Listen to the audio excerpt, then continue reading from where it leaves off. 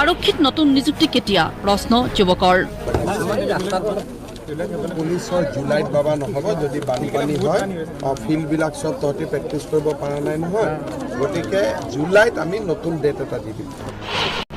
আৰক্ষীত নতুন নিযুক্তি কেতিয়া প্ৰশ্ন যুৱকৰ পুলিচৰ জুলাইত বাবা নহ'ব যদি বানপানী হয় ফিল্ডবিলাক চব তহঁতি প্ৰেক্টিছ কৰিব পৰা নাই নহয় গতিকে জুলাইত আমি নতুন ডেট এটা দি দিম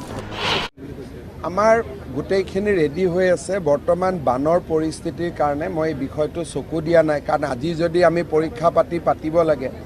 পুলিচে দৌৰিব লাগিব পুলিচত এখন খেলপথাৰতো পানী নোহোৱাকৈ নাই সেইকাৰণে জুলাই মাহটো অপেক্ষা কৰি লওঁ তাৰপিছত এই বছৰতে আমি সব শেষ কৰিম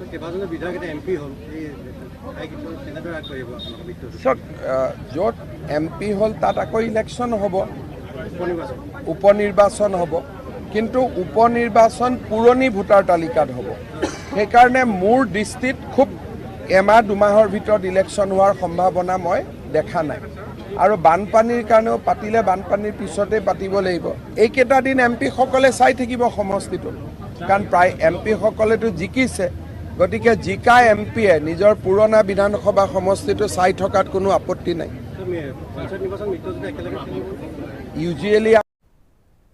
আপোনালোকে ইতিমধ্যে শুনিলে যে অসমৰ মুখ্যমন্ত্ৰী ছাৰে ঘোষণা কৰিলে যে আপোনালোকৰ সকলোবোৰ ইতিমধ্যে আপোনালোকৰ ৰেডি হৈ আছে আপোনালোকৰ আসাম পুলিচৰ ইণ্টাৰভিউৰ কাৰণে আৰু আপোনালোকৰ ADR গ্ৰেড 3 এণ্ড গ্ৰেড 4 এক্সামৰ কাৰণে ইতিমধ্যে আপোনালোকৰ সাজু হৈ আছে বুলি উল্লেখ কৰিছে আৰু অতি সোনকালে আপোনালোকে এই পদসমূহৰ আপোনালোকৰ এক্সাম আৰু ইণ্টাৰভিউ অনুষ্ঠিত কৰা হ'ব আৰু ইতিমধ্যে জনাইছে যে আপোনালোকৰ যি আসাম পুলিচৰ ফিজিকেল আছে এই ফিজিকেল আপোনালোকৰ জুলাই মাহত অনুষ্ঠিত কৰা নহয় আপোনালোকৰ যেহেতু বাৰিষাৰ বতৰ সেইকাৰণে আপোনালোকৰ জুলাই মাহত আপোনালোকৰ ইণ্টাৰভিউ অনুষ্ঠিত কৰা নহয় আৰু আপোনালোকে ADRৰ যি এক্সাম আছে এই এক্সাম আপোনালোকে ছেপ্টেম্বৰ নাইবা অক্টোবৰ মাহত অনুষ্ঠিত কৰা হ'ব আৰু আসাম পুলিচৰ যি এক্সাম আছে এই এক্সাম আপোনালোকৰ জুলাই মাহৰ